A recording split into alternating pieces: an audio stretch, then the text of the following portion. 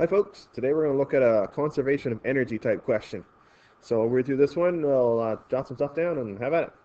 So a 200 kilogram sled is traveling at 2 meters per second at the top of a hill. As it travels down the hill, it experiences a force of friction of 200 newtons over a displacement of 30 meters. At the bottom of the hill, the sled has a velocity of 5 meters per second. A, based on this information, determine the height of the hill. And B, once the sled is at the bottom of the hill, it's stopped by a large spring. The spring compresses 50 centimeters. Determine the spring constant. So if you remember from class, we always draw sketches. So let's take a quick look. We'll figure out what we have for information. So we got a 200 kilogram sled. It's traveling initially at 2 meters per second. Travels down the hill. Friction is 200. Displacement is 30. It has a velocity of 5 meters per second. And we want to know the height. So mass equals 200 kgs.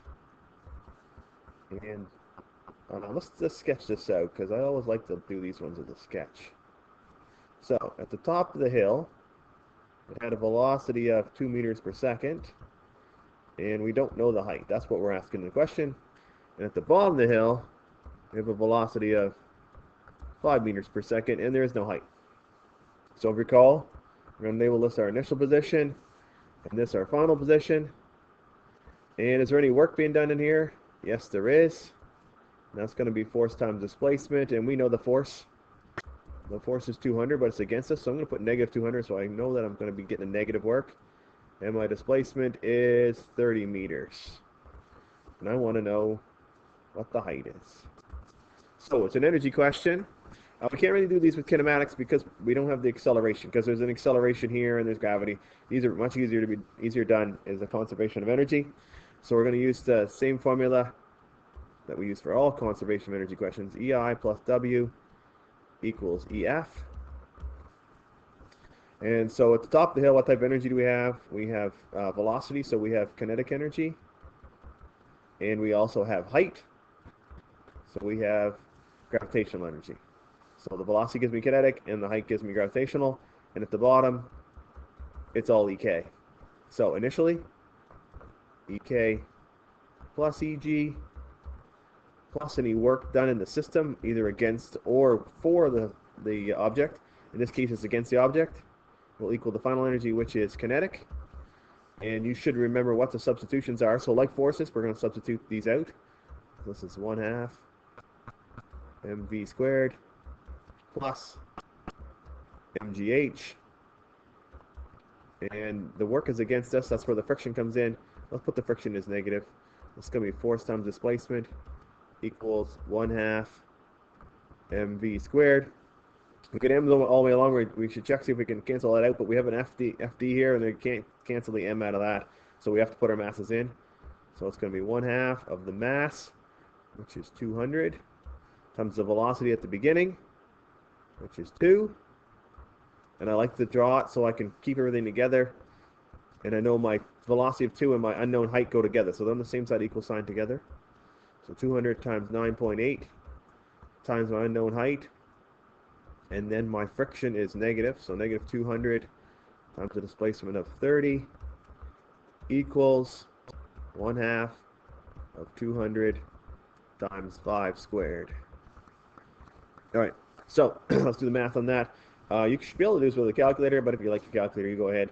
Half of 200 is 100. 100 times 4 is 400. 200 times 9.8, 1960. I've done this for a long time, so usually comes to be pretty easy. 200 times 30 is 6 with 3 zeros, so 6,000. And over here, 1/2 of that is 100 times 5 squared is 25, so 2,500. And I want to get everything away from the h, so I'm going to add that on the other side because the negative on this side. I'm going to subtract that. So I'm going to get 1,960 equals 2,500 plus the 6,000 minus the 400. So 1960h equals, add those all up together, and you should have 8,100. I'm going to divide both sides by 1960, and I should get an answer of 4.13 meters. It seems reasonable. That's almost 2,000. That's almost 8,000. Remember grade 6 and approximating. It should give you a little over 4. So that is the calculation for the initial height. Now, take a look at that. I'm going to give you a second there. I'm going to erase this stuff because I need the space to do the next part. So I've got all this information. I'm going to erase all of this.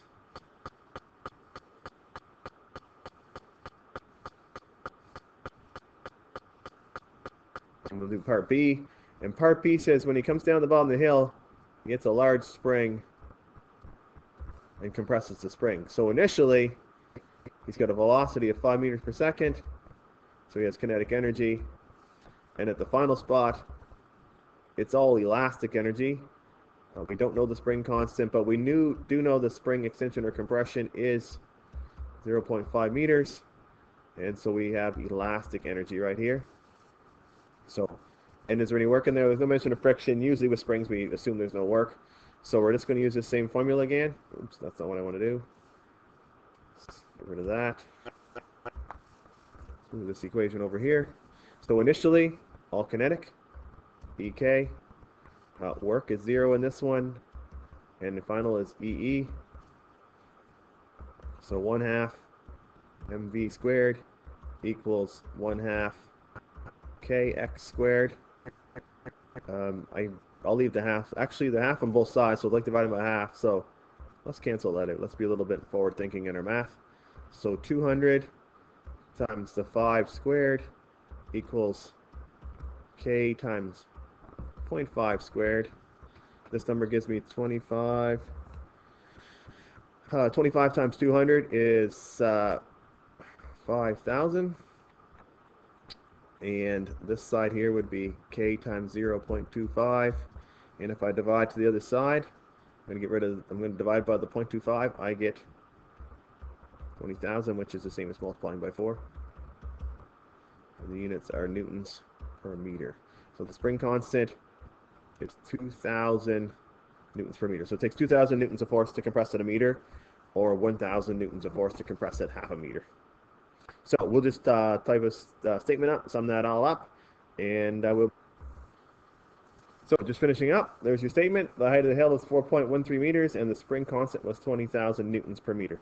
Again, hopefully this helped. If you have any questions, send me an email or pop in and see me, and I hope this makes it a little easier. Thanks.